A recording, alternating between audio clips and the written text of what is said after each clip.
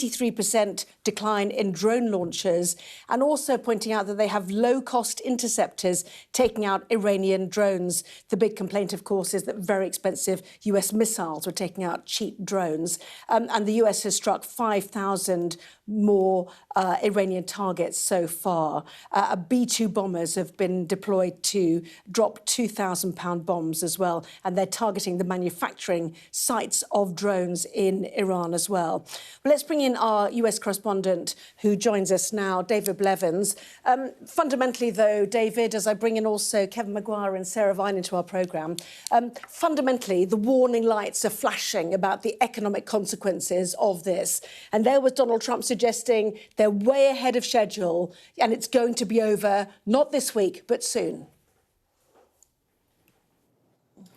Yes, Anna, in the space of 10 days, we've gone from the president telling us this war could last 4 weeks to perhaps 6 weeks to now suggesting it will be over soon. As you say, his claim is that it won't be this week, but very soon. Several times in the last few hours, he's described this as a short-term excursion into Iran. Now, what has brought about the change? He is claiming it is because Central Command is reporting that they've struck 5,000 Iranian targets, that Iran's ballistics missiles capability is down 90%, its drone capability down more than 80%. He says the regime has been wiped out more than twice, simply telling us he was disappointed that Mujtaba Khamenei had been selected to replace his father, the late Ayatollah, as the new supreme leader. Earlier, he also said they were winning, but not winning enough. When he was asked in the last few minutes what would be the way they would measure that, he said when he was sure Iran wouldn't be able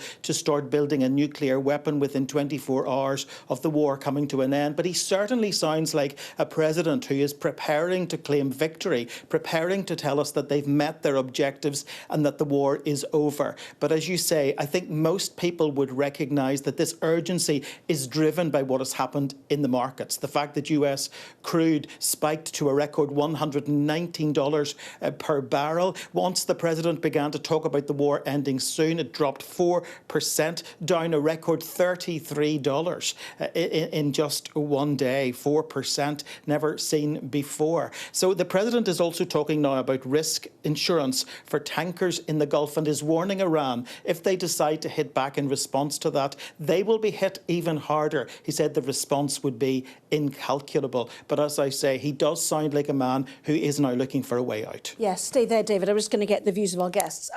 You know, Sarah, he was suggesting I will not allow a terrorist regime to hold the world hostage when it comes to oil. You know, David explaining some of the elements he wants to do about risk insurance and the US Navy escorting ships through the Strait of Hormuz. We'll come on to that in just a moment. But your thoughts of what he had to say? Well, yes, it's interesting. He's all the talk about China and his phone call with Russia. He's sort of casting himself as a sort of world philanthropist. He's just doing it for everyone's good, isn't he?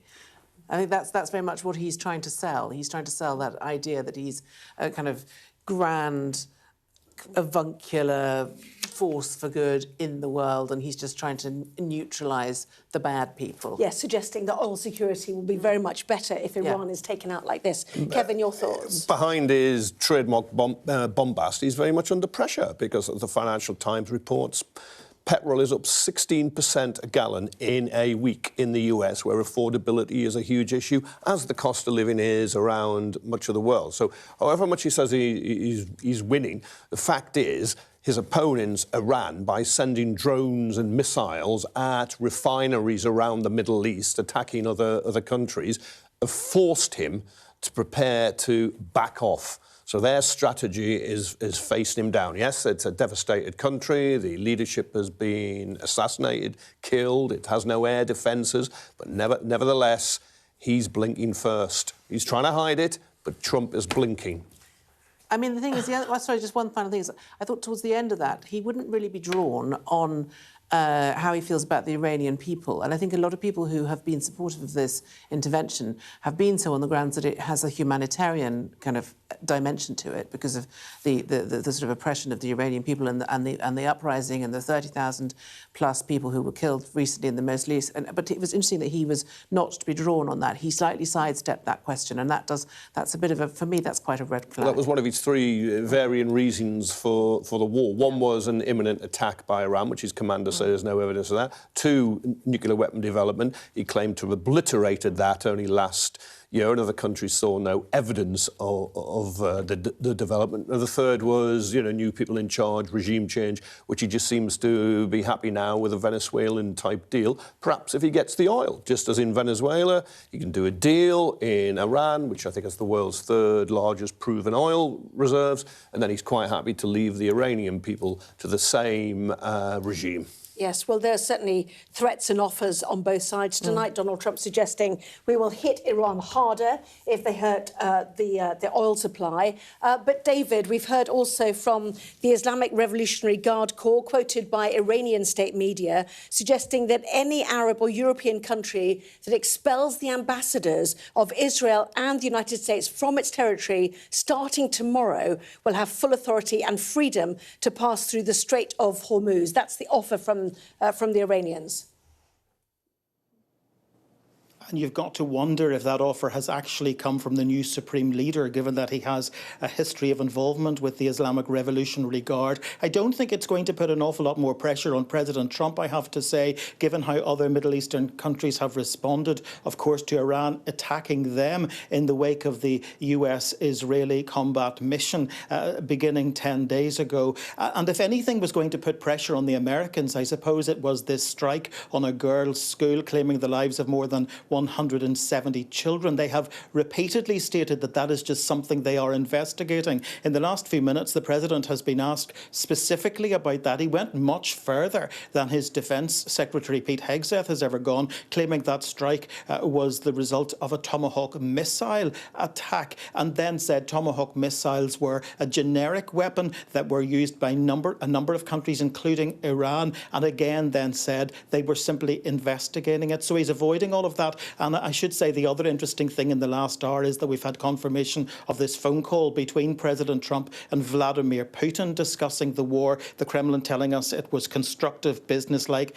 and frank, and that the Russian leader was putting forward diplomatic solutions for bringing the war to an end. So an awful lot happening in a very short space of time. But I think the top line is that the President is clearly attempting to get to an off-ramp, now telling us this war could be over in a very short space of time. Yes, and oil, crude futures, I note, 7% down this evening.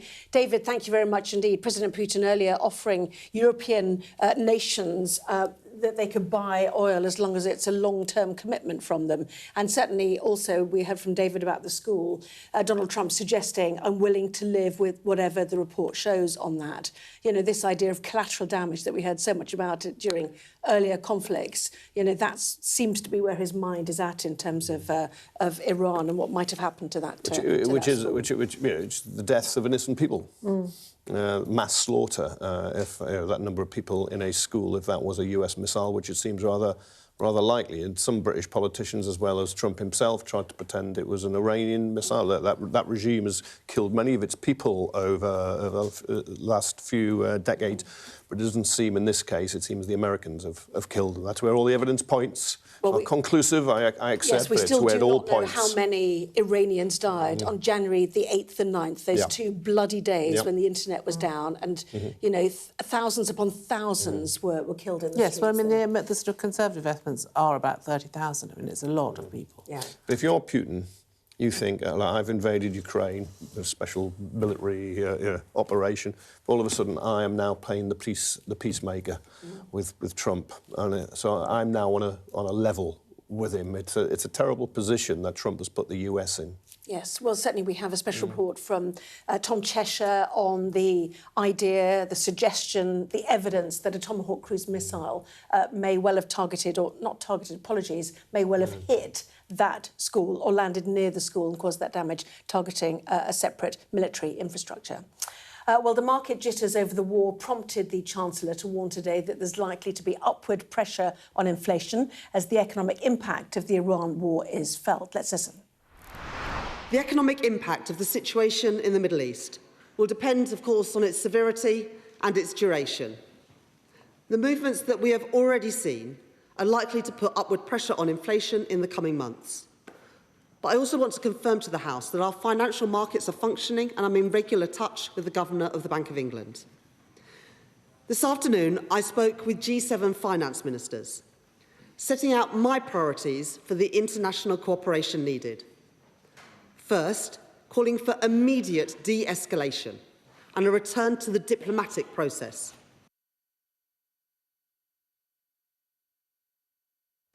Well, those economic concerns dominate the front pages of tomorrow's newspaper, so let's take a look at them. The Guardian, to start with then, leading with the Chancellor's warning that more expensive energy prices driven up by the war will likely cause higher inflation.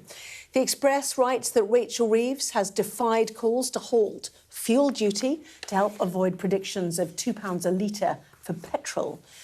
The Metro quotes a recommendation from the AA, drive less to save on fuel. The Mirror's headline, cost of war, Middle East crisis hits home. The Financial Times focusing on the G7 countries who say they stand ready to tap into oil reserves. The Eye reports that yesterday's call between Keir Starmer and Donald Trump was heated, with the president dismissing the PM's explanation for staying out of the military offensive. The Telegraph quotes Trump's optimistic view that the war is very complete. Similar story for The Sun, which writes, after oil and price chaos, Trump says the war is nearing an end. While the Star's front page steers clear of the war with an exclusive on jockey Rachel Blackmore expecting a baby. So let's take a look in more detail, shall we? And we're going to start with the Mirror, your paper, the cost of oil. We talked a lot about this last week. There was a big spike in gas prices. Now, over the weekend, we've seen this big, spike in oil prices, which impacts so much, Kevin, of the global economy. That's right. It's not only just filling your, your own vehicle. It's a cost of manufacturing, and of course the RAC and these figures on the front of the Metro's got to say is the price of petrol in the UK is up 5p to 137.5, diesel up 9, 151 on average. They're big jumps already, and with a fear of the £2 gallon there too. There is a big economic cost of war, so it has an impact on us. And the TUC, for instance, are calling it a Trump-made cost of living crisis because, of course, he initiated the attack with Netanyahu and Israel. And Keir Starmer can say, no, we weren't going to take part. But nevertheless, you don't escape the consequences. Yeah, I mean, Trump today is saying they anticipated oil prices going up. You know, one wonders if they anticipated them going up by quite so much, because this is double what we saw in, for example, the 1956 Suez crisis, the Arab oil embargo as well. I mean, every single previous crisis of oil has not matched what we've seen over this weekend. No, absolutely. It doesn't strike many people as a president with a lot of foresight who works out the consequences of what he does. Yes, again, The Guardian, Reeves warns of cost of living rise as war on Iran hikes energy prices. Did we learn anything from the government today, from the Chancellor speaking in the Commons, about what might be on offer for people? No, I don't think so. I think she's keeping her powder dry for now, isn't she? Which I think is the sensible thing to do, because if he does call an end to it, then all this will just sort of go back to normal, I should imagine. So I think she's doing the right thing. But it's nice for her, for the unions and Labour to have someone else to blame for the terrible cost of living crisis, other than their own government. But I mean, as you well know, they inherited very poor finances. But what I would say is that, I mean, this. But you can see this crisis though does go. Yeah. Before the attack on the Iran, oil prices were here, get attacked, and they're up here. But I think this is why he's using this language, like a small excursion. It's not I mean, he's trying to dial everything down now, isn't he? Having escalated it all, gone sort of full-on DEFCON 3, he's now pulling back. We took a little excursion. No, you didn't. You did something quite massive. So there's a moment there where that's why I think you're right. I think he is I think he's slightly bottling it. Yeah, he used the word excursion multiple times, both to speaking to Republicans and in that news conference as well.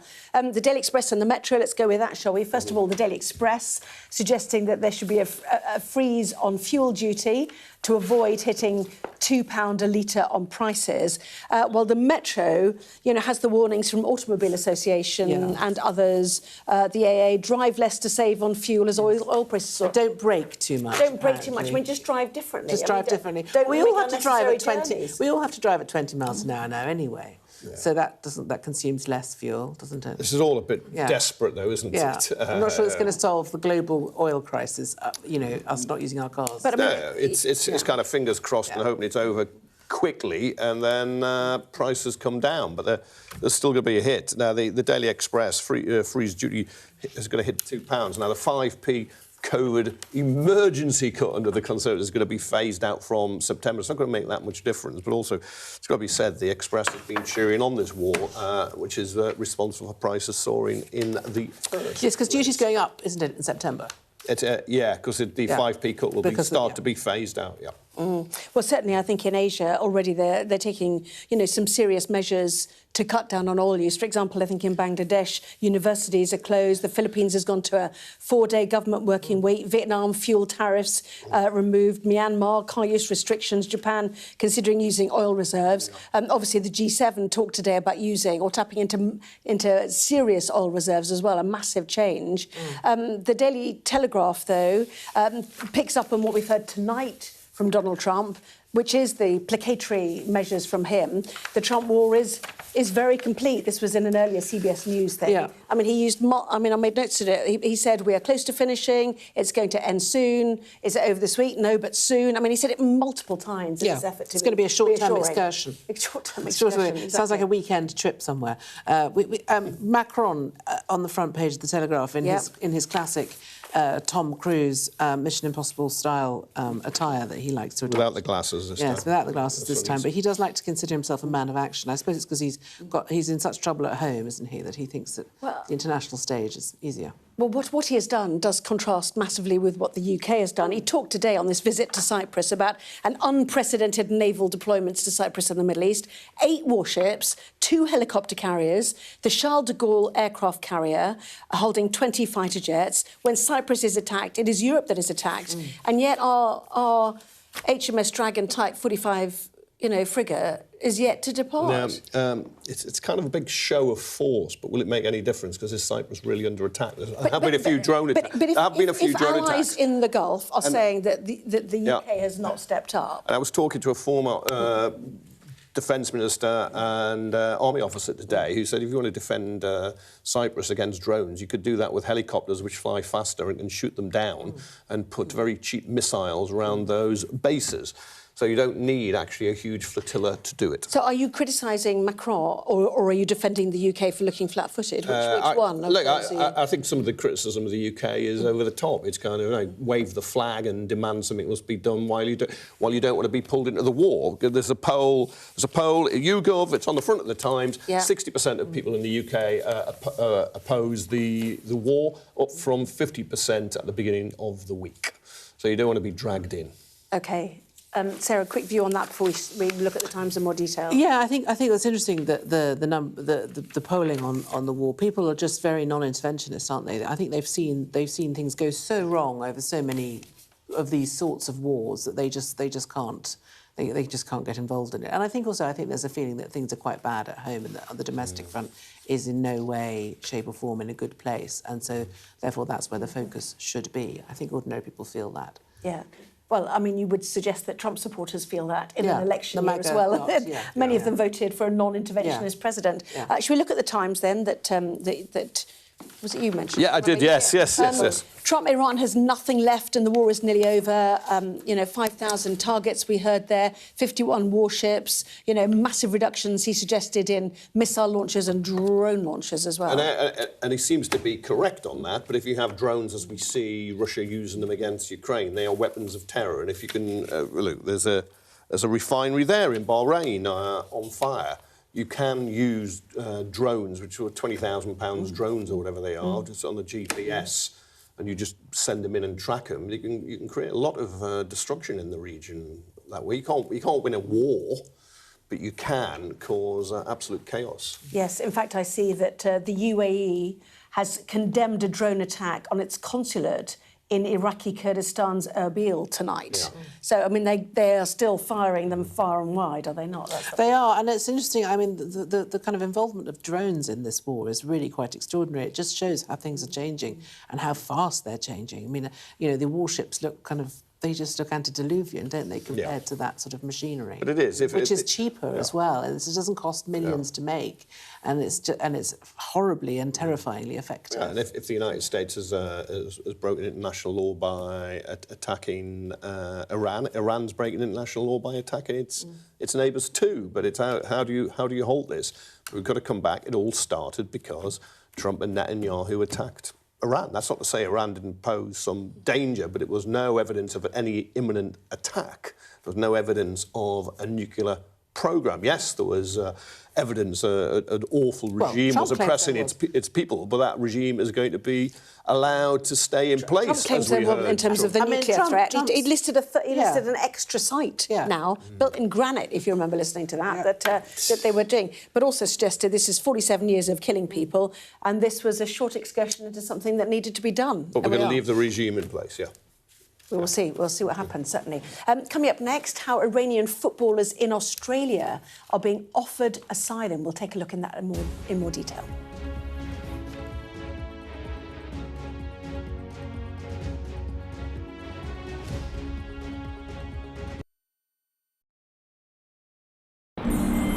A lifeline for millions of people living on both sides of one of the most volatile international borders. It's dams like these that have become inflection points between the two nuclear-armed neighbours, which could potentially lead to water wars in the future. A terror attack has shattered the peace and tranquility of Kashmir. At least 26 people have been killed and as many injured when militants fired upon them. I'm Neville Lazarus and I'm Sky's reporter based in Delhi. The old and young, all weary after being trapped for days, as the worst floods have hit Kerala in a century. 3 days we are on a rooftop. They have no food, nothing. The roads have been inundated. The only way out is to get people by boat. There have been reported deaths and many injuries, several critical. Many families will grapple with the unimaginable loss of one of the worst disasters in India's aviation history. The spiraling violence between two nuclear-armed neighbours that harbour decades of hostility just seems to be getting worse by the day. Garbage dumps like this not only threaten the lives of millions of people, but also pose a deadly consequence on the environment and climate. It is a source of death, decay, disease and pollution for hundreds of thousands of people living in its shadows. There is so much disease because of this garbage. Sometimes it's so difficult to just breathe. Companies like these are helping India in its trajectory to be a serious player in space exploration. Over the next 45 days, an estimated 400 million Hindu pilgrims are expected to converge here in Prayagraj on the banks of the holy river Ganga and Yamuna. It's a real kaleidoscope of people from all walks of life. Well, hello, and thank you for watching Tonight on The Wrap. We will be joined by the very best commentators to explain the how and the why. He did know what he was doing. Both agree on that, can we? No. You can expect more analysis. This is going to get deeper. I think it's going to end up with Russia. Is war inevitable? What he's interested in is a deal. That doesn't rule out strikes. I disagree. And laughs along the way. Plus, a look at tomorrow's headlines. The Wrap. Everything wrapped up for you from 10. The best thing about being a Sky News journalist? I'm going to take you behind the scenes here for Election Night Live. They have gone up and up. Being a Sky News journalist. Ed Conway, Sky News, is anyone going to talk to us?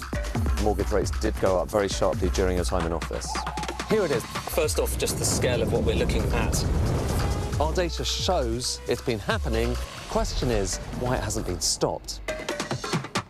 What's the best thing about being a Sky News presenter?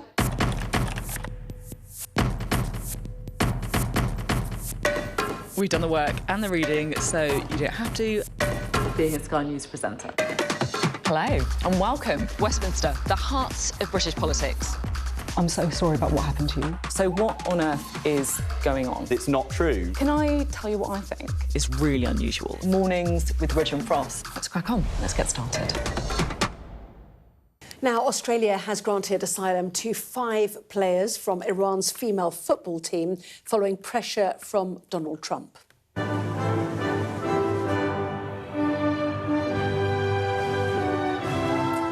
Well, the women were branded wartime traitors by the Iranian regime after not singing their national anthem before their opening game of the Asia Cup. The team remain in Australia, and President Trump had encouraged that all be allowed to stay. We issued 5 humanitarian visas to members of the Iranian women's soccer team. We're willing to provide assistance to other women in the team, noting that this is a very delicate situation and it is up to them. But we say to them, if you want our help, help is here. I mean, this is really difficult for the women who apparently some are fearing they need to go back because they're concerned for their families. Yeah, exactly, because that's what the regime will do. They'll target their families if they don't go back. I mean, this is I mean, for me, this is the heart of the problem with Iran. Really, is the way that it treats its people and particularly its women. It was International Women's Day yesterday, or the day before I got, and you just think of all of the yesterday, wasn't it? Yeah, and you just think of all of the oppression is just unbelievable, and incredibly brave of them to do that. I mean, really, really terrifying. I mean, that is the bravery of the Iranian people, and they've shown that time and again over the last few years. We've seen they're really pushing. Sorry. Yeah, no, I was just going to say there's the photograph of them saluting is in their second game when it is felt pressure had been put on them, and certainly, we've heard from people that they have minders, that they're not allowed to. That's the the subsequent game after the refusal or decision not to sing the national anthem, and that they have minders. They're not allowed to mix in public areas, for example. They are contained and controlled effectively when they're at international tournaments, which is against the rules of the game or against the rules of these tournaments. But there we are. Anyway, sorry, I interrupted you. No, I think that people just need to remember that's what's going on under this regime, and it will not stop until someone stops it, because they just have an iron stranglehold on their own people, who just they can't fight with sticks and stones, which is what they're trying to do. And if you look at what's happened in Afghanistan, and if you look at the spread of this terrible sort of oppression of women, really, it's just and girls and gays and anyone who is not in line with what they want you to be in line with, and I just think so I'm not in favour of war at all, but I just think sometimes when good people do nothing, really bad things happen, and that's what I think has happened over the last 47 years in Iran. We've all just pretended that it isn't our problem. I understand that, but it is our problem, really, because these are people, they're human beings. I suppose the history of Afghanistan, Iraq and Libya is you can't bomb positive change. It just doesn't quite work like that. You might want a nice, liberal, free-flowing democracy to rise, but it doesn't always happen like that. The bravery of those women is absolutely off the scale, and you can't criticise them one tiny bit for complying second time round because of the pressure they would have been put under. And as you say, their families back home, which they will feel they have a real responsibility for. And I hope they're okay. But the regime is going to be, in whatever shape it survives, assuming it survives, it seems it'll make examples of them. Exactly. There will be retribution of some sort, and you can be against the war, and you can be against the regime. OK, interesting. I mean, you say that, but, Saddam was gone and he was a tyrant who used chemical weapons. Assad is gone and he was a tyrant who used chemical weapons. So things ultimately do happen, even if you fear for what is left behind. But very that's why I was worried. 1 million died in Iraq after Saddam went. That's why I find it so concerning that Trump earlier dodged that question about what happens next. How he doesn't know. He hasn't got a plan, and that really worries me. OK, Sarah, Kevin, plenty more from both of you in the next hour of our programme. When we look again at the rise in energy prices, which is rattling investors, President Trump predicting his war in Iran should be over soon. What's the best thing about being a Sky News journalist? Who's funnier? Being a Sky News journalist. A special edition of The World with me, Yalda Hakim. Pakistan has the right to respond. You're like, what? Historic day here today. Congratulations, this is a huge moment. But what happens now? The best thing about being a Sky News journalist? They call him the king of the jungle. Being a Sky News journalist. Yusra al-Baghir has this report. And this is what's left of it. As a woman of colour, how did the Harris campaign speak to you? People risk their lives to speak to us for this report. Mr. Zuma, Sky News. We're trying to see as much as we can.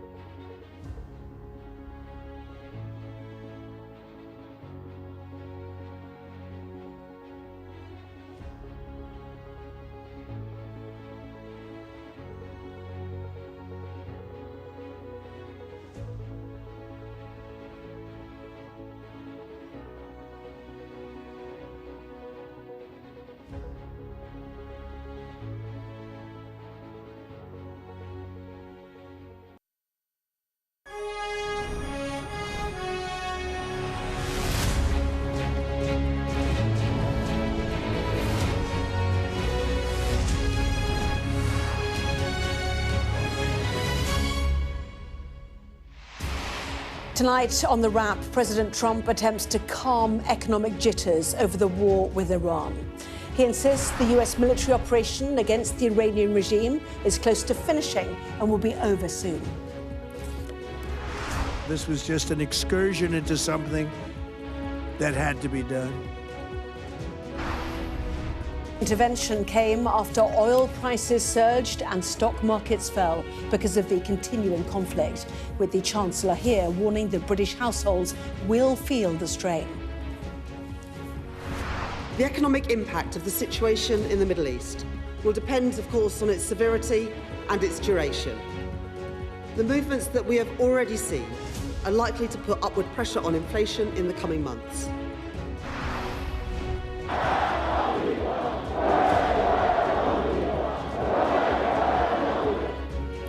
Inside Iran, thousands of people take to the streets in a show of allegiance for the new supreme leader as the regime makes an offer to Arab and European countries prepared to expel US and Israeli diplomats. Well, we discuss the day's biggest stories with the Daily Mail's Sarah Vine and the Daily Mirror's Kevin Maguire. Plus, a first look at the front pages of tomorrow's newspapers, including The Guardian, which leads with concerns about the impact of the war on the economy.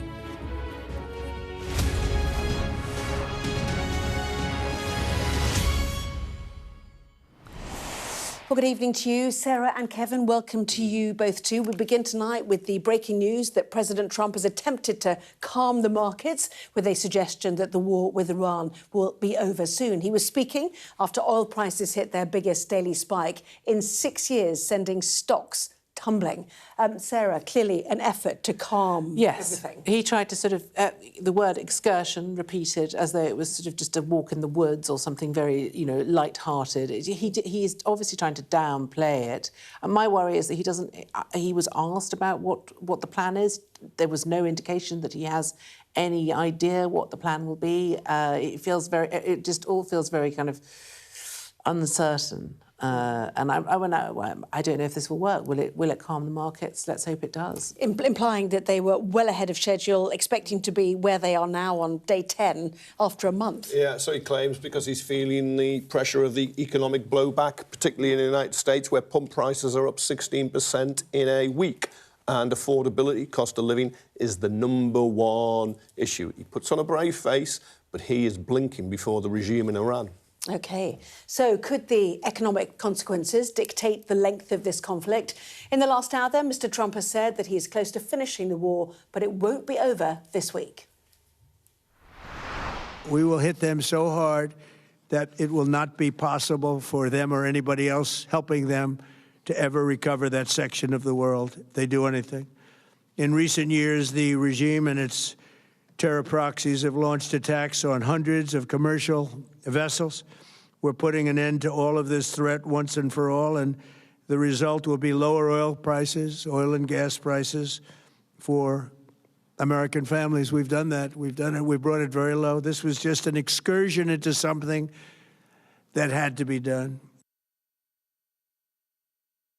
Well, let's bring in our US correspondent, David Blevins. I suppose, David, it became clear, about midweek last week, that Iran's strategy here is to inflict economic pain through oil and gas. What is Donald Trump suggesting he's going to do about that?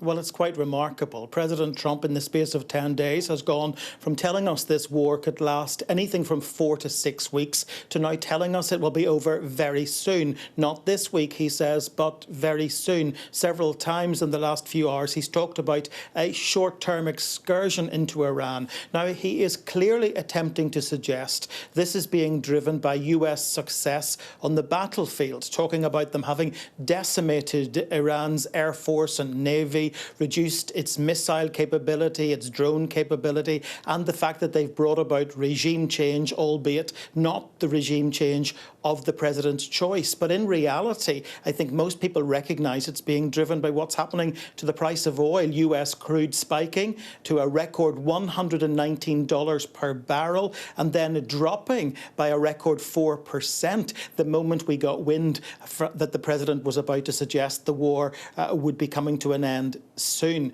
So it's interesting also that very soon after the Islamic Revolutionary Guard vowed that it would not attack vessels in the Strait of Hormuz that belonged to countries that were willing to expel either or both the US and Israeli ambassadors, the president then vowed that the US Navy would protect those vessels and warned Iran that if they came under attack, the response would be, in his words, incalculable. But one of the most telling things, I think, that emerged from that recent press conference just an hour or so ago is that the president is now claiming the attack on a girls' school in Iran Iran that claimed the lives of more than 170 school children was the result of a Tomahawk cruise missile. His defence secretary has never gone that far. Donald Trump claimed that Iran and many other nations had access to Tomahawks. He described them as a generic missile. To the best of our knowledge, the only other countries with access to them are the UK, Australia, the Dutch and the Japanese. So unless he is claiming one of those countries attacked this school, the president is effectively implicating his own country in that attack, although he says it is still under investigation. Yes, fascinating stuff. We will have more on that later this hour, David, but certainly he seemed to accept whatever the report says about that, he will live with as well. David, thank you very much indeed for bringing us up to date with what Donald Trump had to say. Lots from him, lots of detail too in terms of the success that they claim they've had so far. For example, a 90% decline in Iranian missile launches, an 83% decline in drone launches, destroyed 51 Iranian ships. US has struck 5,000 Iranian targets so far. And also, after criticism, no doubt, we have low-cost interceptors taking out Iranian drones. Huge concern that very expensive missiles take out these things that cost in the thousands. But clearly, this war is not yet over. You know, will they go after the new supreme leader? We don't know. But clearly, the markets are looking uncomfortable. Well, I mean, wars like this are always, I mean, I think Trump has said in the past that he doesn't like war because it's expensive and because it's not good for markets. And yet here he is doing this. So, I mean, he must have, either he's gone mad, possible, or he has a very good reason for doing it. And I think he did try and explain a bit of that at the top of that speech that he gave, you know, saying that they had evidence that things were much more advanced in terms of the nuclear capabilities and stuff. But I think what's going to happen over the next few weeks and months as this thing sort of carries on is we're going to need to see that evidence. We're going to need to see where this came from and where the genesis of this was. And you know, that long speech that he gave was very detailed. There was lots of stuff in it, but it was a bit of a Trump word salad where you felt that he was talking. He does that thing where he just talks and talks and talks when he's sort of slightly doesn't really have anything to say. You know what I mean? And you know, and he says strange things like the whole little excursion thing, which he said multiple times. Which he said multiple times. Which he said multiple times. So I did get a sense from watching it that he is a little bit on the back foot. You know, he's out there trying to explain 27 different things at once, and he's not really. Well, just on that very quickly, I know you want to come in. I mean, they have said, you know, nuclear weaponry they were very close to it. He talked tonight about the 3 sites that they had obliterated last June. There's now another site which is built into granite, which is harder to get at, suggesting they were about to attack first. That's become their sort of subsequent justification, apart from their war aims, which is clearly taking out the Iranian missile sites and sinking the navy, and etc. Well, he's come up with 3 justifications, I think none of which stand up. One imminent threat, the US military commander said there was no evidence of that. 2, now playing up nuclear, despite claiming he'd obliterated the programme last time. Let's not forget there was an international agreement. Britain had signed it too to stop the development of nuclear weapons. He tore it up. He hated that, as you know. Because it was signed by Obama. He said it allowed them to continue. But it was widely understood to be working internationally. And there is no evidence being produced. It allowed them to continue enriching uranium, which was his concern. He even said tonight that he said that they offered them free nuclear fuel for civilian purposes if they didn't enrich it themselves. And then, of course, if you take that, then of course you're always beholden to the US and they can stop the flow of it. But of course, it's perfectly legal to enrich uranium for civil programs. There's actually, for nuclear programs, 9 countries have got nuclear weapons. You probably don't want to test. You sound relaxed about Iran. No, but I'm not actually particularly relaxed about most countries in the world having nuclear weapons. But he's produced no evidence on that nuclear program either. And then, of course, he would play around it at times with change the regime and protect Iranians. Well, he seems to have killed Iranians in a school, and he's going to leave. Just listening to him tonight, prepared to allow the regime to remain in place, but just with a new head. We'll look at the evidence about that Iranian school, as I said, a bit later on. In the meantime, what about those market jitters then over the war? It prompted the Chancellor to warn today that there is likely to be what she called upward pressure on inflation as the economic impact of the Iran war is felt. The economic impact of the situation in the Middle East will depend, of course, on its severity and its duration. The movements that we have already seen are likely to put upward pressure on inflation in the coming months. But I also want to confirm to the House that our financial markets are functioning, and I'm in regular touch with the Governor of the Bank of England. This afternoon, I spoke with G7 finance ministers, setting out my priorities for the international cooperation needed. First, calling for immediate de-escalation and a return to the diplomatic process. So, I mean, we're going to hear from Ed Conway, first of all. Just, one thought from me as we go through. Obviously, inflation means interest rate implications, doesn't it? But Ed Conway's going to explain all of that. What will the war mean for the economy, both here in the UK and around the world? Here is our economics editor, Ed Conway. So the latest economic news from the Gulf. I mean, let's just take an update, first of all, on some of the details here. You already know this. So the world's biggest oil terminal, Ras Tanura in Saudi Arabia, that's down, as is the world's biggest natural gas refiner. They turn that into liquefied natural gas at Ras Laffan. Both of those are down. And that's kind of core to this story here. But on top of that, you have other kind of oil installations around the Gulf, for instance, in Kuwait and also in Abu Dhabi, cutting production right now. And then there's the question of stuff getting through, and right now not much is getting through the Straits of Hormuz there. And all of that is causing serious consequence when it comes to oil prices, when it comes to gas prices. What I'm doing here is I'm comparing basically where oil prices went after the outbreak of the Ukraine war, and we're going to just compare that to kind of where we are this time around. Have a look at this, OK? So that line is what happened with Ukraine, kind of the days after the invasion of Ukraine. This time around, red line is showing you Iran this year. And just look at that. So far, the trajectory of oil prices is higher than it was in 2022, rather, for the Ukraine war. What about for gas prices? Have a look at this, because obviously gas was at the heart of what was going on in Russia, really big kind of gas exporter. That's 2022, so you can see the big spike in gas prices in 2022. How about this time around? Well, it's kind of in line with that. And it's worth saying, obviously, actually in 2022, it was starting from a higher base, but just the trajectory of gas prices is going up at a not dissimilar rate, albeit that the levels themselves aren't as high. And on top of that, you've got this concern, particularly in Europe. This is showing you storage levels going across the year, just in recent years, so 21, 22, all of these different years. You see it goes down kind of in the winter, we're kind of digging into storage. This is across all of Europe, and the UK kind of sucks into that as well, because we don't have much of our own storage. And then it gets rebuilt. Look at where we are right now in storage across Europe. So storage levels in 2026, where we are right now, about 29%, is one of the lowest that we've had in recent years. And that storage, if it's going to get rebuilt over the course of the year, it's going to be really expensive, really expensive. And higher gas prices also potentially feeding into inflation, almost certainly feeding into inflation. This is the forecast from Capital Economics for inflation this year and next year. And look, it's kind of close to the Bank of England's 2% target. But now take into account the idea that maybe you have a short, sharp shock on energy prices. Look at what happens. All of a sudden, that's not around 2%, it's 2.8%. And if it's longer lived, just look at what happens to that bar. Up to 3%, over 3%. And at that point, it becomes really hard for the Bank of England to basically be cutting interest rates. Often they have to start raising interest rates.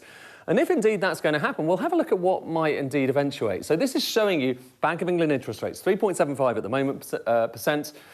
Back at the end of February, they were expected to come down another 2 cuts in this month, or this month, and then potentially later on this year. Just last week, it was basically a lot of economists saying, well, maybe nothing. Now, have a look at this. Today, economists expecting maybe another hike, so interest rates to go up this year. Just underlining how much the events that are thousands of miles away are shifting domestic economics here in the UK. There we go, Ed Conway. I mean, that is a depressing finale. We've had so many economic shocks, going back to the financial crisis, obviously, COVID, the Russia war, Brexit, Ukraine. If you want to add that, don't say it in front of Sarah. But anyway, exactly, Ukraine. So yet another one. I mean, economies around the world, governments will be sitting there thinking, we can't catch a break here. No, we absolutely not. need to see happier times for our people. Yeah, and these external factors always affect governments. Doesn't matter what stripe they are, whether they're doing well or whether they're doing badly. It caused huge problems for the previous Conservative governments. This government is having its own problems economically. This is not going to help. Yeah, if the result is going to be higher inflation and higher interest rates, that will hurt the standard of living. And that, I always love an Ed Conway diagram. Well, they are, but you just see that oil is worse than in 22 after Putin's invasion of Ukraine, and gas rising in line. It was a terrible impact on household fuel bills. I think the energy price cap went up to about 2,600 or something. It absolutely soared, cost the government a fortune, 100 billion or so, to try and subsidise bills to keep the prices down. I think that was the level from memory. So Rachel Reeves will be sitting, doing our sums and our projections and crossing her fingers and hoping that Trump is blinking and the war will end and the Iranians won't continue attacking refineries in the Middle East or target shipping. Yeah. But also interest rates so important for most people because of their mortgages, and the property market is really in the doldrums at the moment. I mean, it's a terrible situation. Anybody with any debt at all, in fact, even if it's a loan, exactly. But as Ed Conway pointed out, the Saudis have paused production of oil, the Qataris with their LNG terminal as well. I mean, it's absolutely catastrophic in terms of the oil flowing. The Daily Express talks about, pushing for a freeze duty, the prospect of your petrol hitting £2 a litre. I nearly said $2 a litre. We will have lots of coverage of this, lots of the newspapers leading on it after past as well on that, or actually probably about 23 minutes past, to be fair. In Iran, though, thousands of people took to the streets in a show of support for the country's new leader, Ayatollah Mojtaba Khamenei. Our international affairs editor, Dominic Waghorn, has more. Ship by ship, Iran's navy is being destroyed at sea as Israel and America exploits total supremacy in the air and hit target after target on the ground. Multiple strikes strung out across the city of Karamabad in the west of the country.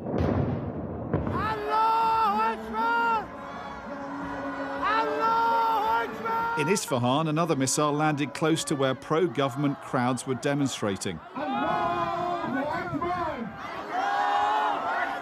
Despite being bombarded around the clock, Iran's authorities are carrying on defiantly, rejecting calls from America and Israel for a new kind of leadership, appointing the dead Ayatollah Khamenei's son, Mojtaba, as his successor as supreme leader, thought to be even more hardline than his father. Government supporters came out in force to welcome the appointment.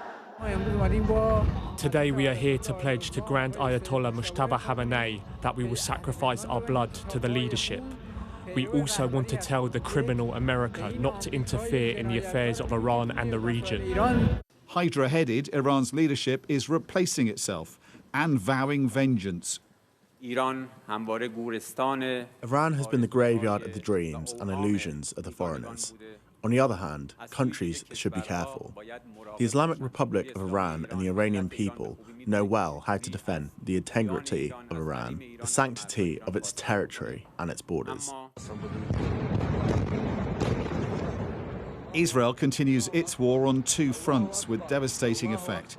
Yet more strikes in Beirut's residential neighbourhoods going after Iran's allies, Hezbollah. Iran, though, still has the power to launch attacks on its neighbours and crucially threaten the supply of oil and the global economy. Here hitting a refinery in Bahrain. Tonight, the UK released footage of Iranian drones being taken out by RAF warplanes. One heading for Bahrain, the other attacking Jordan. The British government says more military assets are on their way to the region for defensive operations.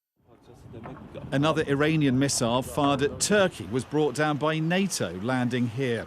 Another sign the conflict is escalating in ways that may be hard to contain. Dominic Waghorn, Sky News. Yes, and clearly everybody digesting what the implications are of the new supreme leader there, the son of Ayatollah Ali Khamenei. In the meantime, Iran's foreign minister suggested that instead of Operation Epic Fury, it was Operation Epic Mistake. He did it in an X post. Oil prices, he said, have doubled while all commodities are skyrocketing. We know the US is plotting against our oil and nuclear sites in hopes of containing huge inflationary shock. Iran is fully prepared, and we, too, have many surprises in store, he said, posting crude oil, Brent, natural gas, gasoline prices all getting more expensive. And then later on, they came up with this offer that the Islamic Revolutionary Guard Corps, from the Islamic Revolutionary Guard Corps, the IRGC, any Arab or European nations who were willing to expel the ambassadors of Israel and America would have free passage through the Strait of Hormuz. Would anybody take that up, do you think? I doubt it very much. It's a reminder of actually how deeply unpleasant this regime really is. I mean, if you know, Trump and America, not perfect, have their problems, make mistakes, do things wrong. But I would always rather be on that side of the fence than on this side of the fence. I mean, you look at all those demonstrations. I mean, how many of those people are there just because they think they've got no choice? Because if they don't do it, what's going to happen to them? It's a vicious, vile regime. Yeah. I mean, the new leader, I mean, has, but just out of interest, he owns a lot of property in London, £100 million house. Various investments. I mean, they cast themselves as one thing and then they are quite another, and it's just worth reminding ourselves. Well, I'm sure there's a hypocrisy as well as brutality in that regime, but if the new Ayatollah is a greater hardliner than his father, that doesn't bode well for Iranian people. And the truth is, there will be people who ideologically, religiously support that regime, others who have a vested interest in jobs and the economy from it being sustained. My own heart would be with the protesters, the women who've protested before and other people, but there will be a sizable proportion of the population in Iran who are wedded to the current system. Yes, and when, if ever, will we see him? How injured is he? His wife, it seems, his mother, his father, a child, probably a son, also died in that attack on the first day. You know, he will be aggrieved to the hilt with the US and the Israelis on that, and clearly not willing to back down if the truth is that he is more hardline, as the suggestions have been made. And, you know, some people suggesting he's racist towards Arabs as well, which his father was not. So, you know, it'd be very interesting to see what happens next in terms of that. Coming up next, though, we will have our investigation, into the strikes on an Iranian school that killed at least 165 people, most of them children, according to reports.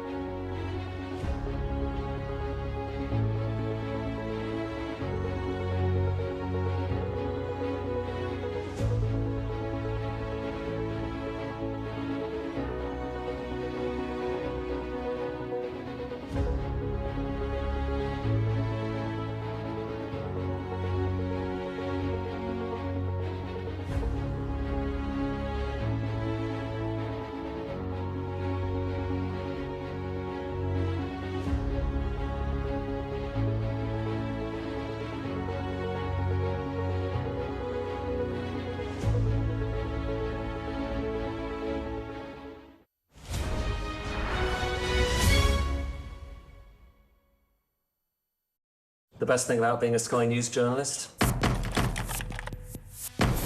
going to take you behind the scenes here for Election Night Live. They have gone up and up. Being a Sky News journalist. Ed Conway, Sky News, is anyone going to talk to us? Mortgage rates did go up very sharply during your time in office. Here it is. First off, just the scale of what we're looking at. Our data shows it's been happening. Question is, why it hasn't been stopped. What's the best thing about being a Sky News presenter?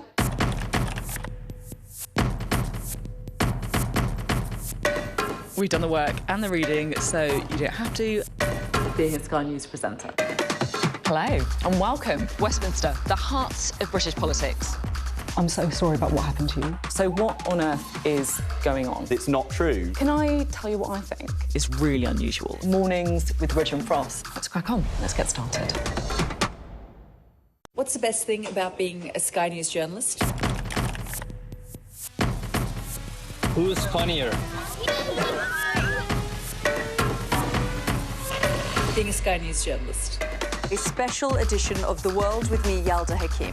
Pakistan has the right to respond. You're like, what? A historic day here today. Congratulations, this is a huge moment. But what happens now? Now, a Sky News investigation has shed light on who may be behind a strike on a school in Iran, which authorities there say killed at least 165 people. President Trump said tonight that the strike is being investigated. Well, let's hear from our data and forensics correspondent, Tom Cheshire. This is the latest video we have of the day, an area where a girls' school was hit in Iran. We've analysed the footage. We think it might shed light on who was responsible for the attack. Here is why. No one disputes that the deadly strike took place. More than 165 people, including children, were killed in the blast during school hours at the elementary school, according to Iranian state media. Both sides have blamed each other. But this video sheds crucial new light. It was put out by an Iranian news agency which said it shows the school being hit. That's wrong. Actually, it is a building in the same area, and so far there's no footage of the school strike itself. But it does give a very important clue about what might have happened. If you look closely at the start of the video, you see the strike, and then you can see smoke coming out of an area where the school is supposed to be. And here you can see the outline of a missile quite clearly. Experts have told us this is a US Tomahawk. Then we went and looked for footage of US military action on the same day. We found this video released by the US military that shows similar missiles being launched on the same day of the school strike. We can't say whether this particular salvo or this particular missile was part of the attack, but it shows they were being fired at the same time. The US is the only combatant that uses the Tomahawk missile. But why would someone want to strike that site? Well, we had a look through the satellite images, the before and after. This is the satellite image of the compound before the strike. The main part of this is an Iranian Revolutionary Guards naval base. The school, built at the same time, is separated from the base by a wall. You can see brightly coloured walls which look like chalk markings on the floor and the outline of a sports court.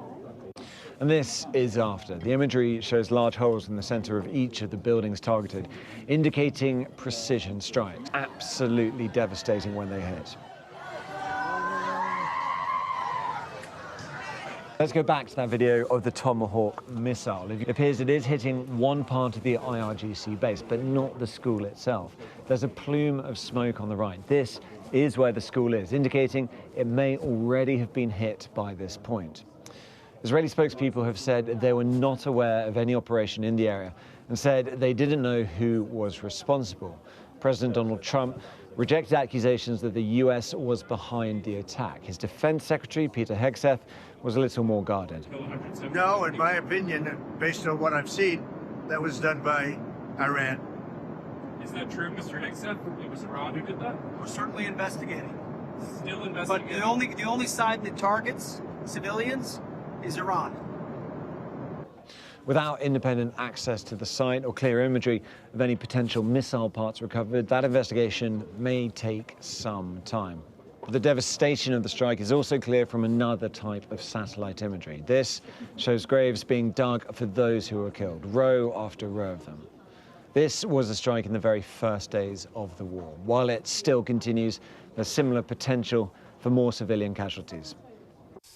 Yes, and Donald Trump reiterating tonight that that matter is being investigated. But then he said, I'm willing to live with whatever the report shows, the consequences of war there. But does this look like it, in your view, it does look like it was an American Tomahawk cruise missile? I know that Tomahawks are used elsewhere, as Trump said tonight, by the Royal Navy, the Australian Navy, the Netherlands Navy as well. Nobody is involved, and Japan. None of those nations are involved here. So yeah, and he tried to suggest that Iran may have Tomahawks, but that that would be a surprise to everybody. No, it looks like the Americans have killed 160 children and hit a target they weren't intending to. But this happens in wars, and it's one of the reasons we shouldn't have wars or try to stop wars. Don't start wars because innocent people die. It's not just military people you're fighting. Civilians are so often those killed, whether it's in the Hamas pogrom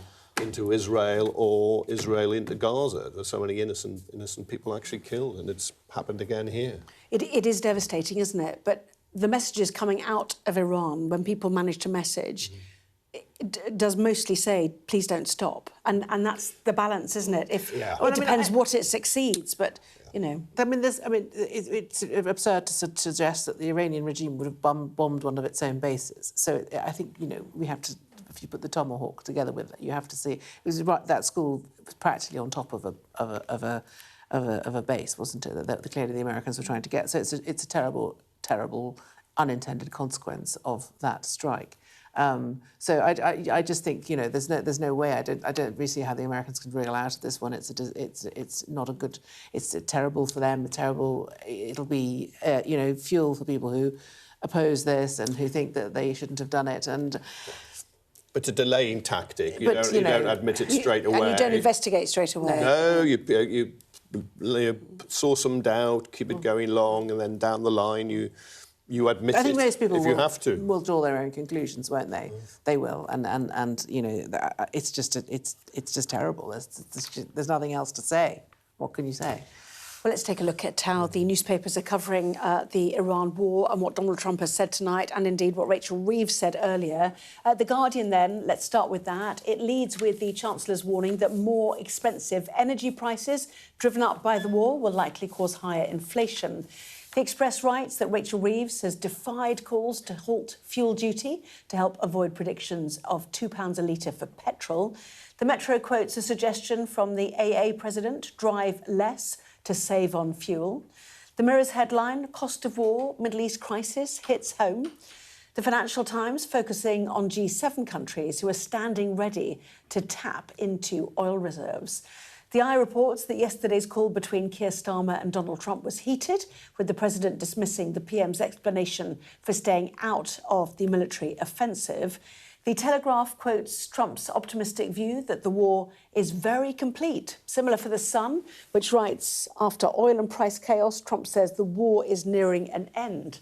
Likewise, the Daily Mail reflecting the US president's more optimistic view. It's pretty much over, the paper says. And his remarks are also carried on the front of the Times. While the Star's front page steers away from the war with an exclusive on jockey Rachel Blackmore expecting a baby. I will be jumping for joy. So let us discuss more then, shall we? And we're going to start with the Daily Mirror. I know we've touched on this already earlier in our programme, but a bit more, coverage to see how the newspapers are targeting this.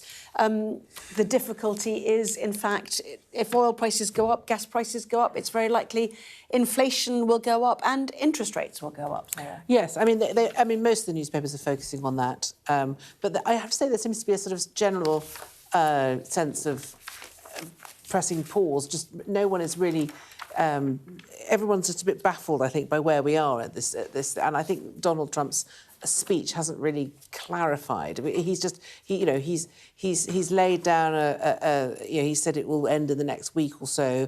It won't. He feels like he's backtracking a bit. So I think that's kind of reflected in the papers. There's no stonking great big huzzah headline, is there? Which you might have expected from a bombastic speech, and the costs to the ordinary person on the street are significant. It will affect people. They will feel it, and maybe they're not so. People have had so many of these external factors, affecting their lives over the last few years. We've had COVID, we've had the Ukraine war, we've had all of these things. The massive crash in 2008, which is a long time ago now, but still repercussions. And it's just one thing after another. And I think people just, regardless of the rights or wrongs of it, they just don't have the appetite for it particularly. Well, I just don't think.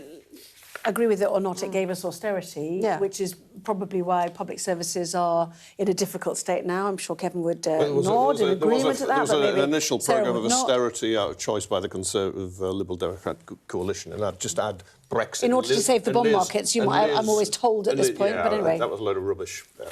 Well, Liz Truss might say otherwise eventually. Well, her own budget, but sorry, just to the list. But there has been a series of shocks. The financial collapse, austerity, Brexit, COVID, Ukraine, and Liz Truss. I mean, there you put a lot together. I mean, you could add Keir Starmer to painful. That list. Yeah, you could add those tax rises. You could, although it's going into the tax NHS. rises and talking down the economy at the start, or talking down Britain at the start, maybe. Yeah, which was a big mistake. Yeah, it was. Yeah, made everyone gloomy. Daily Express suggests there should be a freeze on fuel duty. That won't happen. But the point is that when petrol and oil goes up, everything goes up. Well, Rachel Reeves did freeze the fuel duty in her last two budgets, didn't put it up, but there was the 5p COVID emergency cut under the Conservatives. It is due to be phased out from September in instalments. If prices soar, I suspect that will be that's you think she'll postpone it?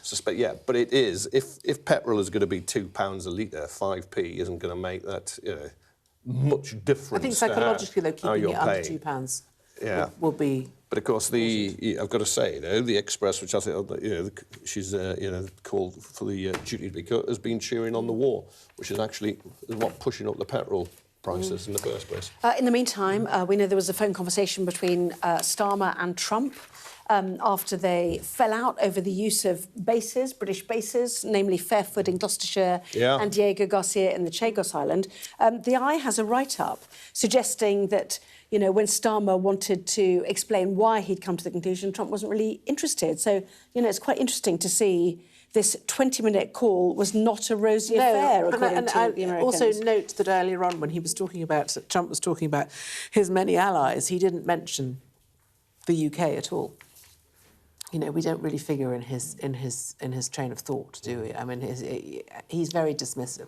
Given the unpopularity of the war, with the Times recording YouGov finding 60% of people now opposing against 50% at the beginning of the week, the Prime Minister distancing himself from Trump's war is not a bad thing for him to do politically. But the Eye often has quite nice little insidery stories on politics here. That 20-minute call, not a rosy affair. You can well imagine that. But then there's this whole issue about the King's proposed state visit next month. Does he go? Does he not go? I mean, I think he should still go because that is what the King is for. I mean, that is what the royal family is for. It's for moments like this when, you need somebody who can sort of rise above the fire and the fury and just be a kind of neutral thing and that represent us in a neutral way. And that is where the monarchy, I'm not a monarchist, but that is where it has its function. And make clear we've got over giving up the American colonies 250 years ago, right? Yeah, well, I think, giving up, That's what it's about. That's why he's going, isn't he? I think they just took themselves off, actually. I think a war was fought and lost by Britain to try and keep them. Yeah, exactly that. Exactly that. Should we do the Daily Mail as well, which does talk about Trump? The Iran war is pretty much over, the words we had from him tonight. Will it be over this week, he was asked? Not this week, but soon, effectively. And he also talked about this phone call he had with President Putin, fascinatingly as well. They talked about Ukraine and Iran, we were told earlier. Yes, and I love the way that Donald Trump says these things. I said he could make things easier by by winding the thing up in Ukraine. He has this kind of bizarre casual delivery, doesn't he? Which I find fascinating. Goodness knows what they said. Including the short-term excursion. The short-term excursion, which is the understatement of the decade. Yeah, the Daily Mail has some of the latest first edition deadlines in what was Fleet Street. So they have the words from the press conference we watched, which was late, while a lot of the other papers early on are using words that Trump said earlier on. But it's quite chilling to think he does little deals with Putin. And as Putin never going to take any criticism for invading Ukraine from a man who's just attacked Iran. OK, lots more of the newspapers coming up, including whether it's good or bad to take a multivitamin. We will move away from Iran briefly as well. Back in a moment.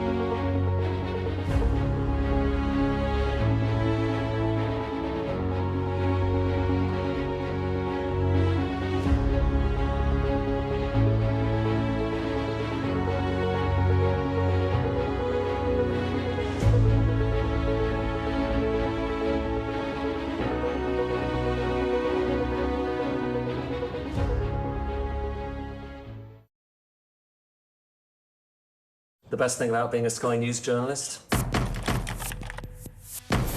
going to take you behind the scenes here for Election Night Live. They have gone up and up being a Sky News journalist. Ed Conway, Sky News, is anyone going to talk to us? Mortgage rates did go up very sharply during your time in office. Here it is. First off, just the scale of what we're looking at. Our data shows it's been happening. Question is, why it hasn't been stopped. Shall I do it then, so you can start the shoe?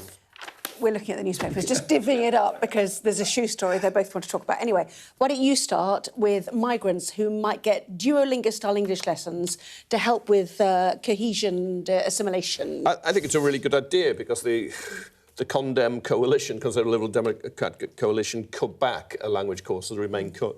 It'd be quite cheap, and it's true. You can't integrate if you don't speak the language. There's no question. Most people do come, and one of the reasons they're attracted to Britain is English, But there are, I think there's a figure of about 250,000 people don't speak English. There was another 750,000 who don't speak it. A lot of English people don't well. speak English. Yeah, well, why are you looking at me? I think that's really rude, pet. but anyway, I think it's a really good idea and positive. There we are. Yeah.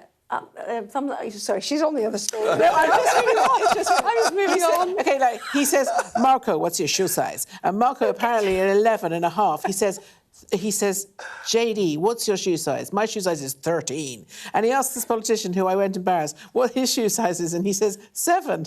The president, he kind of leans back in his chair and says, you know, you can tell a lot about a guy from his shoe size. Anyway, what's the actual story? You've just done that paragraph. You haven't told us anything. Basically, the story is Trump is getting all his... Trump is shoe-shaming all of his cabinet, and he's making them all wear. He likes these shoes because they offer support without compromising on style, as you can see from the picture. So this means they can't step out of line. Yeah, exactly. So he's making his whole cabinet wear the same set of shoes, and he sends them to them, doesn't he? Yeah, he sends them to them. Yeah. And one is very upset because he's had to give up his Louis Vuittons. But there's a very funny thing about basically him. I mean, just sort of, I don't know, asking them their shoe size. You know the joke about shoe sizes and penises. Do I say that loud? We don't need to go there. I think everyone knows that. As noses, penises, shoe sizes. I don't know if I do, but I don't really want to know either. But anyway, what are they called? They are called... Florsheim. They're Florsheims, and they're $145 for a pair of dress shoes. And in the photograph there, President Trump and his top team were wearing Florsheims at Davos in January, but Marco Rubio's pair appeared a little on the large side, and they've got a picture of him there, where he looks about 4 sizes too big. Do you think he's the one who's a size 7? He might be the size 7 one. They look like clown shoes on him. He didn't want to buy size 7. But you don't think they're all mad, do you? No. I mean, there we are. I mean, it's the confirmation. Trump likes to open cabinet meetings with a check-up on how people are enjoying the incredible footwear. Did you get the shoes? Do you think he's got shares in them? He must have shares. He's a bit of a heel, though. in a cabinet without any soul. Can we think of any other? Sorry. And they quote. I'm going to leave you to do the puns. Sorry. What was he going to do? No, I just do. He's going to do the. What did I miss? I was reading another paragraph. And it's very good. You just must be saying he's a bit of a heel. Bit of a heel. Yes, no, I got that. Right. That's very dismissive. A female White House official said all the boys have them. It's hysterical because everybody's afraid not to wear them. I bet. There we go. That is, but yeah. Not as unlimited. In the meantime, to the Times, Sarah. Yes. Taking a multivitamin every day in later life has been linked with slowing the ageing process by several months. It's 4 months. It's literally 4 months. I heard the story earlier. Quite considerable in longevity terms. Well, I suppose so. It is 4 months, yes. Yeah. No, I mean, we should all take a multivitamin after the age of about 40, shouldn't we? Because we've all run out of all of our vitamins that we're born with have all gone down the drain. Particularly, but also minerals as well. Should be taking minerals as well. So this is researchers in the US who examined the impact of taking a daily multivitamin supplement on 5 measures of ageing hidden in our DNA. And after 2 years, those who took the vitamins had a biological age on average 4 months younger than those on a placebo. That's 4 months in 2 years, so that's actually quite good. We've run out of time to talk anymore. You'll have to read that. A study to think it was good to take vitamins. Sorry. Well, there was this... Guys, we've run out of time. Okay. Hard count to the sport. Sarah Vine, Kevin Maguire, thank you very much indeed. We will have the latest sport as League One Port Vale learn which Premier League giant they will play in the FA Cup quarter-finals. A lifeline for millions of people living on both sides of one of the most volatile international borders. It's dams like these that have become inflection points between the two nuclear-armed neighbors, which could potentially lead to water wars in the future. A terror attack has shattered the peace and tranquility of Kashmir. At least 26 people have been killed and as many injured when militants fired upon them. I'm Neville Lazarus and I'm Sky's reporter based in Delhi. The old and young, all weary after being trapped for days as the worst floods have hit Kerala in a century. 3 days we are on a rooftop. They have no food, nothing. The roads have been inundated. The only way out is to get people by boat. There have been reported deaths and many injuries, several critical. Many families will grapple with the unimaginable loss of one of the worst disasters in India's aviation history.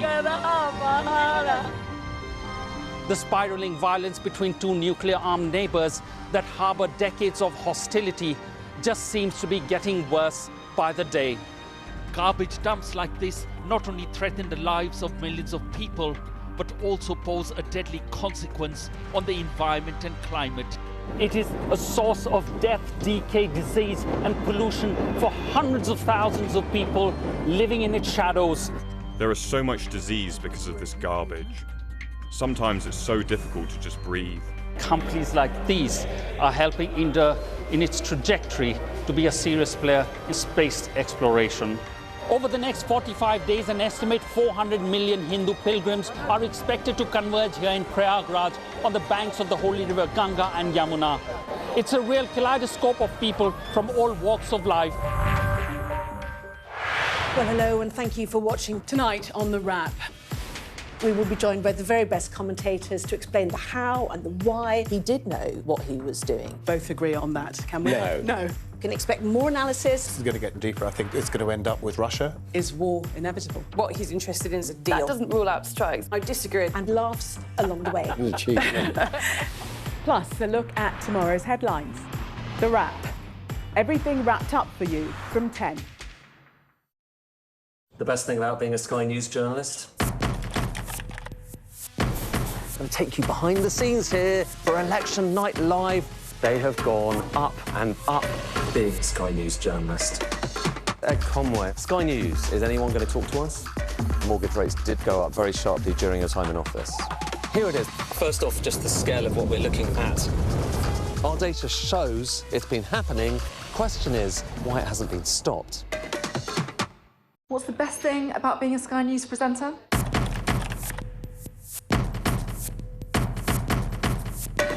We've done the work and the reading, so you don't have to. Being a Sky News presenter. Hello and welcome. Westminster, the heart of British politics.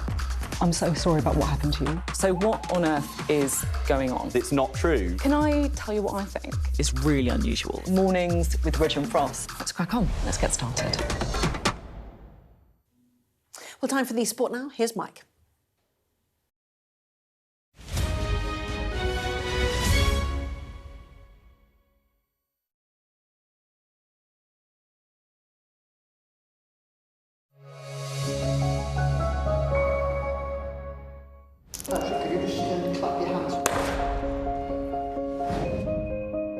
Good afternoon.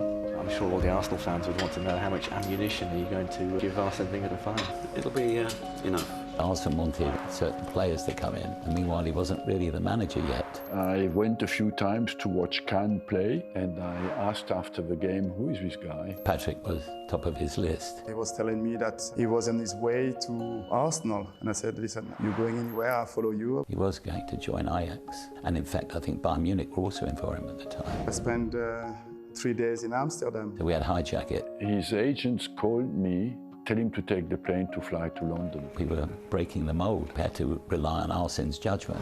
Adding a continental touch to Arsenal's never-say-die style is what Wenger is promising. Quand je suis venu, je veux dire, il y a tout ce qu'il faut pour être un grand club. Je veux dire, ils ont un public qui est fabuleux. I believe he has a great future. At the time, English players were dominant. It was a risk, yes, when we bought foreign players. He knew what I was missing to go to the top.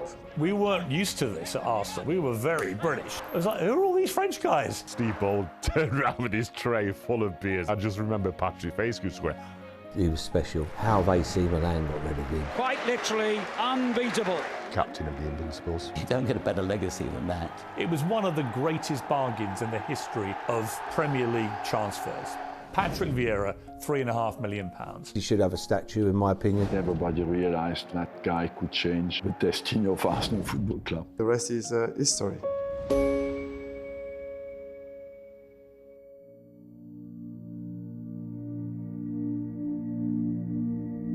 Cannes at the time had one of the best academies in the country. I mean, Zidane is obviously the other outstanding one to come out of there. And for him to start at 17, for a team like Cannes, who at that time was playing top 7, top 8 in France. And yeah, he was the best player on that team, pretty much. For us, in France, he was very, very highly rated. I was coaching Monaco and it was an end-of-season game. We played a kind of League Cup at the end of the season. He played with Cannes, and I asked after the game, who is this guy? He won the challenges, he dominated the midfield. After the game, I said to my assistant, I've seen a great player today. He was tall, he was strong, he was so determined, he was hard on people, but he could move the ball so well. He had everything. There was no doubt he was destined for great things. I went a few times to watch Cannes play. He had that presence, that he was quite complete player defensively and offensively. It was always difficult to buy the players from Cannes to Monaco.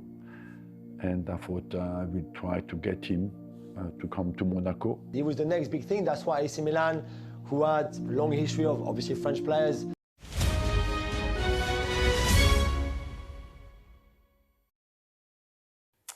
Well, that was the wrap. Thanks for watching. The Midnight News is next with all the top stories. I'll see you tomorrow.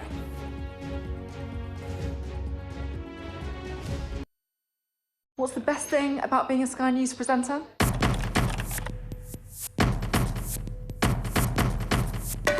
We've done the work and the reading, so you don't have to. Being a Sky News presenter. Hello and welcome. Westminster, the heart of British politics. I'm so sorry about what happened to you. So what on earth is going on? It's not true. Can I tell you what I think? It's really unusual. Mornings with Richard Frost. Let's crack on. Let's get started. What's the best thing about being a Sky News journalist? Who's funnier? Being a Sky News journalist. A special edition of The World with me, Yalda Hakim. Pakistan has the right to respond. You're like, what? Historic day here today. Congratulations, this is a huge moment. But what happens now?